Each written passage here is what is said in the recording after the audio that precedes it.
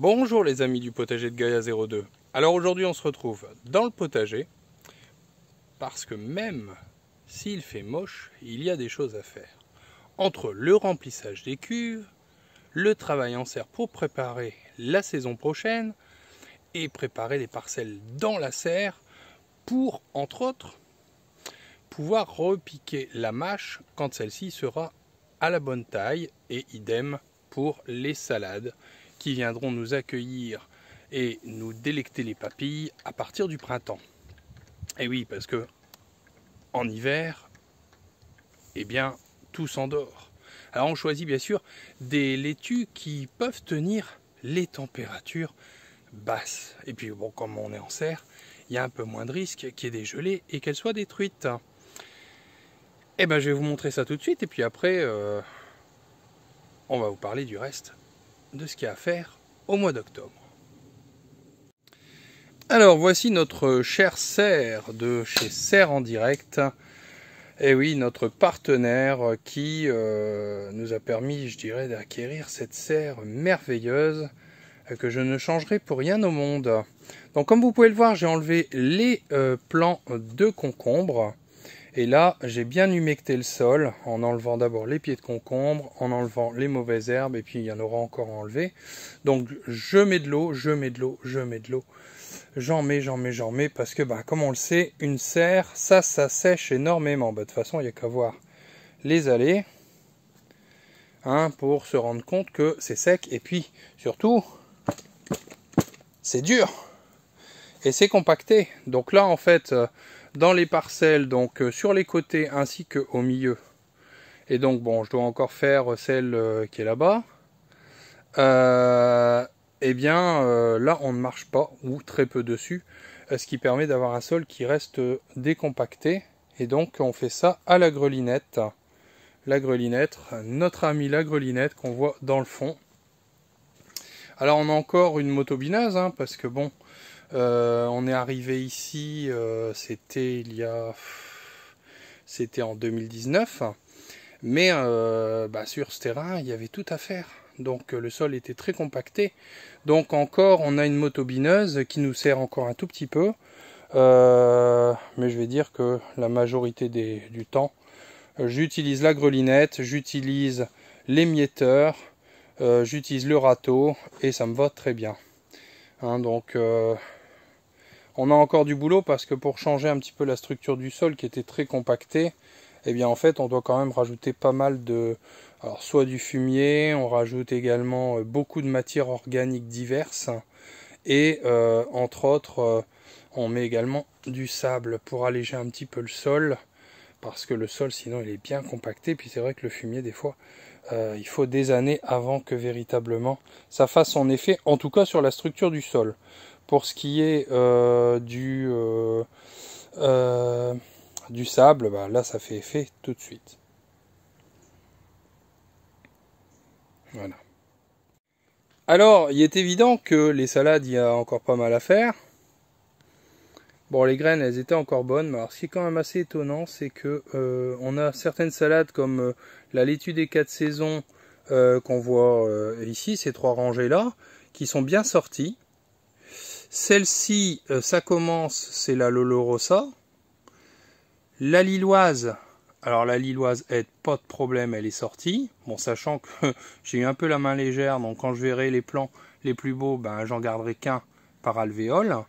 Mais alors par contre, la Batavia Reine des Glaces, donc ces 4 rangées là, il n'y a rien qui prend pour l'instant. Mais vraiment rien de chez rien.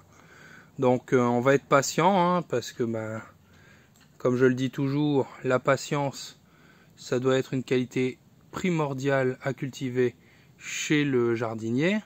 Mais on est encore loin d'avoir, en tout cas sur cette Batavia, un taux de réussite de quelques pourcents qui soit. Donc par contre derrière, la mâche, il n'y a pas de problème. La mâche c'est sorti. C'est sorti, donc on fait ce qu'il faut pour dire qu'elle grandisse. Donc voilà. Et puis quand elle aura la taille voulue, on viendra la repiquer directement en place. Alors comme je vous le disais dernièrement, l'automne, l'hiver, c'est le temps des réflexions, surtout quand il pleut. Mais bon, ça je vous en ai parlé un petit peu la dernière fois. Alors c'est le temps des réflexions, le temps des projets, le temps des bilans. Mais c'est aussi le moment, malgré tout, au potager, de préparer le terrain pour l'année prochaine. Donc je ne sais pas si vous vous souvenez, j'avais passé... ah bah non! Ah bah oui, ça fait l'objet d'une prochaine vidéo. Oui, parce que là, j'ai travaillé. Hein, j'ai utilisé un accessoire pour débroussailleuse, truc de malade mental, un truc super sympa et qui va faciliter la vie de tout le monde. Alors vraiment pour un prix vraiment minime. Et franchement, là, je vais passer un coup de tondeuse dès qu'il pleuvra plus, hein, dès que ça ira mieux. Et puis après, je vais mettre des cartons au sol. Ça, c'est un truc que vous pouvez faire. Vous mettez des cartons au sol. Et quand vous enlèverez les cartons, il n'y aura plus rien en dessous. Ce sera facile à travailler. Ça va être le top du top. Et ça, c'est un truc que j'ai pu remarquer. Qui est pas forcément évident. Enfin, quoi qu'avec de la bâche, on peut aussi l'obtenir. Mais bon, tant qu'à faire, autant mettre du carton. Si vous avez de la facilité pour trouver des cartons, des grands cartons, vous les mettez en les chevauchant les uns avec les autres, en mettant des tuiles dessus pour pas qu'ils s'envolent quand il y a du vent. Et puis au printemps, comme ça, les mauvaises herbes, elles vont pas pousser, mais quand vous allez enlever les cartons, ce sera plus facile à travailler. Et peut-être même pas besoin de motobineuse. Qui sait? On ne sait pas. Donc, comme je vous disais, la grelinette, elle est fortement utilisée. En tout cas en travail préparatoire. Alors là il y aura aussi du boulot parce que les composteurs ils sont pleins, mais malgré tout c'est pas composté encore. Mais en plus si vous voyez là derrière moi, il y a des mauvaises herbes qui ont poussé dedans. Va falloir faire que ça soit un peu plus nickel parce que là c'est pas top hein. Donc il y a de quoi. Et puis comme il pleut, c'est le moment de les remplir les mémères. De les remplir ou alors de les vider pour dire d'arroser entre autres la serre, parce que la serre, elle ne pleut pas à l'intérieur. Alors il y en a, ils peuvent le faire de débâcher, mais moi, comme c'est enterré les bâches de chaque côté en terre, je ne peux pas me permettre de la débâcher.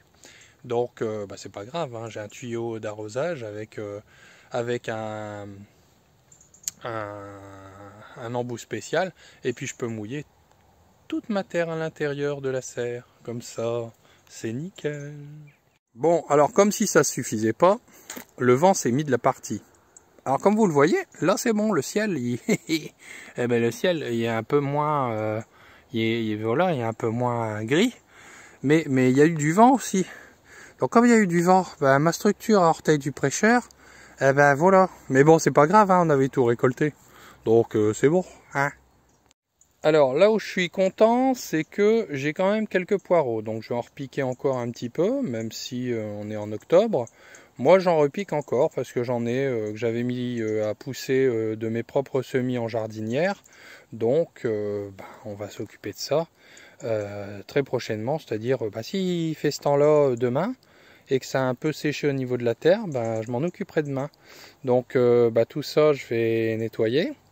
Et puis on va repiquer pour dire que le rectangle potager soit plein. Et oui, parce que il y avait un autre endroit où j'en avais mis, mais les amis campagnols, ils ont tout mangé.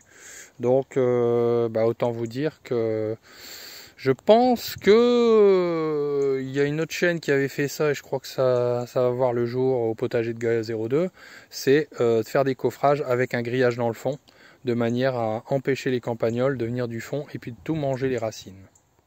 Et oui, parce que dans le temps du bilan, il y a cette constatation qui avait déjà eu lieu l'année dernière, mais bon, après c'est des investissements, que les campagnols c'est une plaie.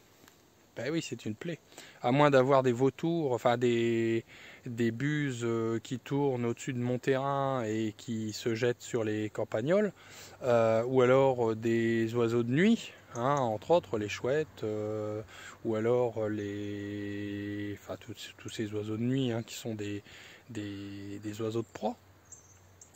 Mais si vous n'avez pas ça, faut trouver des solutions, et c'est une des solutions. Parce que je vais vous montrer un truc. qui marche très bien. Je vais vous montrer ça. Vous voyez, par exemple, là c'est à peu près comme, bon, alors, il y a des mauvaises herbes autour, mais ça on s'en fout. Un truc qui marche bien, c'est, alors là j'ai fait un pneu, hein, j'avais coupé en forme de fleur, mais bon on voit pas bien la fleur parce que voilà. Et donc dans le fond j'ai fixé un grillage qui peut pas être bougé. Si le campagnol y arrive du fond, il peut pousser autant qu'il veut, il passera pas. Et donc de ce fait là, après je le remplis de terre, et puis j'ai mis des plants d'artichaut. Et ça faisait 2-3 ans que j'essayais d'en faire, et l'année dernière j'avais mis 15 plants en pleine terre. Les 15 plants ils ont disparu. Donc autant vous dire que j'étais un petit peu énervé. Sauf que cette année, on est très content. Oui, regardez un petit peu le résultat. Là, on a des artichauts qui arrivent. Ma petite femme, elle en a déjà mangé 6. Bon, là, ils sont plus petits que dans le commerce, hein, mais ils sont tellement meilleurs. Il n'y a aucune comparaison. Voilà. Hein, donc, et puis, après, quand ce sera vraiment les froidures qui arriveront, dans ces cas-là, qu'est-ce que je ferai? Eh bien, je vais resserrer tout ça, couper les tiges, et puis les protéger pour l'hiver, en mettant de la paille autour. Comme ça au moins, et puis mettant du fumier aussi pour les nourrir. Bon alors par contre ici, c'est pas qu'il a disparu, c'est qu'il est tombé sur le côté. Donc il va falloir que je vois comment je vais faire, mais bon pire, il restera pas grand chose et puis il renaîtra l'année prochaine. Alors ici il y a besoin d'un petit décruaudage, enfin même un gros décruaudage, c'est la rhubarbe. Alors la rhubarbe, je crois qu'elle est en train de faire un peu la tête. Il y en a bien, mais faut que je vérifie si les bâtons sont encore potables. Ouais, ils sont bien durs. Donc à mon avis demain, récolte de rhubarbe, bâton de rhubarbe, il y en a beaucoup. Il y a aussi des ronces. Donc on va faire gaffe à ces menottes. Et donc la matière organique, ça ira sur la butte à potiron qui servira dans 2 ans, enfin dans 2 saisons, pour la 2e saison. Ici, ici c'est une parcelle à construire. Donc en fait, il y avait un coffrage avant là, mais malgré tout, il y avait des campagnols parce que j'ai pas mis de grillage. Donc là, je vais bien tout renettoyer. Et puis l'année prochaine, on va monter quelque chose en parpaing avec un grillage dans le fond. Comme ça, on pourra faire de la carotte. Alors ici, c'est la butte à potiron. La butte à potiron, on y met toutes les matières organiques, les toilettes sèches. On met tout dessus. La tonte de pelouse. Eh oui, parce que toilette sèche égale matière carbonée, entre autres, mais aussi matière azotée. Et puis pour contrebalancer, on met de la tonte de pelouse, comme ça fait de la matière azotée. Les déchets de cuisine, matière azotée. Enfin, on alterne entre le carbone et l'azote. Et donc, ça, on va faire ça pendant 1 an. Alors ici, c'était la parcelle avec les haricots. Il reste encore des haricots sur les pieds, mais c'est des petits. Et puis de toute façon, c'est pas grave. Ils ont plus une tête qui donne envie. Elles sont plus consommables. Donc on va passer un coup de tondeuse ici. Et puis on va mettre des cartons. Et la matière organique, oui, on la laisse en dessous. Hein. Là, pareil. Donc là, on avait des salades. Ici, on avait les pieds de courgettes, mais comme vous le voyez, les pieds de courgettes, ils n'existent plus. On a récolté les dernières. On va récupérer les bouteilles. Bouteilles où on avait fait un petit trou dedans et qui diffusait de l'eau un petit peu à la fois au goutte à goutte. Ça marche très bien. Donc, on refera. Alors là, il y a le fameux espace, truc de fou, que j'ai fait avec un accessoire mis sur ma débroussailleuse qui m'a franchement bien aidé parce qu'au départ, je peux vous dire que les herbes, elles étaient bien hautes. Et je peux vous dire que j'ai fait ça en un rien de temps. Là, ça s'est bien tassé. Donc, ce qu'on va faire, c'est que je vais passer un coup de tondeuse. Comme ça, au moins, ce sera nickel. Et puis après, on ira du côté des cuves parce que là aussi, il y a de l'adventice qui s'est développée en quantité phénoménale. Et puis donc, nettoyer nos chers composteurs, comme je vous le disais tout à l'heure. Alors vous voyez, c'est ça, hein, on met les cartons les uns sur les autres. Moi j'ai mis une brique, comme ça bouge pas. Et comme ça, les mauvaises herbes ne se développent pas. Hein. Bon, il y en aura peut-être une mauvaise herbe qui passe entre les cartons, mais bon, c'est pas non plus... hein. Faut quand même qu'il reste quelque chose à faire. Donc après, la bâche à pastèque disparaîtra. Et là, pareil, on mettra un espacement pour pouvoir passer avec la tondeuse. Puis ensuite, on mettra du carton. Et ici, on viendra nettoyer la bande où il y a les framboisiers qu'on ne voit plus à cause des adventices. Et puis, on va faire quelque chose de bien qu'on vous montrera. C'est dans les projets. Alors ici vous vous dites ouais, des cuves bleues c'est bien, il me montre une cuve bleue, mais ça sert à quoi les cuves bleues? Ben, les cuves bleues en fait dedans c'est le fumier de cheval, hein, c'est du crottin de cheval pur, hein, donc là c'est même pas du fumier, il n'y a pas de paille, il n'y a rien, c'est que du crottin. Et puis là c'est du crottin mélangé avec de l'urine, donc bien délayé. Et donc sachant que ici sur cet espace-là, ce qui est prévu, c'est qu'on va faire une énorme tranchée. Hein, donc déjà, il faudra que le terrain soit nickel. On va faire une grande tranchée et puis on va faire de la pastèque l'année prochaine ou alors des melons. Ce sera peut-être même plutôt des melons. Et alors dans cette tranchée, on viendra mettre justement tout ce crottin dilué de façon à bien nourrir, parce qu'on sait que c'est des légumes, enfin des fruits qui sont très gourmands. Donc c'est aussi le moment pour choisir les légumes et les fruits qu'on va produire l'année prochaine. Mais c'est également le moment de réfléchir aux arbres fruitiers qu'on pourrait planter cette année. Et cette année, c'est pas en mars, c'est maintenant, c'est à l'automne. C'est maintenant, lorsque la sève retourne dans les racines, qu'il faut planter des arbres. Donc, cette année, je me demande ce que je vais planter. Mais il y a de fortes chances que je vais m'orienter pour aller chercher un figuier. Parce que j'en avais planté un, mais je ne sais pas. Il n'était pas assez costaud, semblerait-il. Mais là, j'en ai repéré quelques-uns. Enfin, quelques-uns. Je vais en planter un. Mais un qui n'a pas besoin d'autres figuiers pour pouvoir produire des fruits. Et donc, comme ça, dans quelques années, on aura des figues. L'année dernière, nous nous sommes empressés d'aller chercher des cerisiers, bigarreau noir et bigarreau moreau, voilà. Et j'aspire que ça me donne des cerises. Donc la patience, parce qu'il faudra 4 ans pour vraiment commencer à avoir de la production sur les cerisiers. Mais c'est la qualité à développer quand on est jardinier.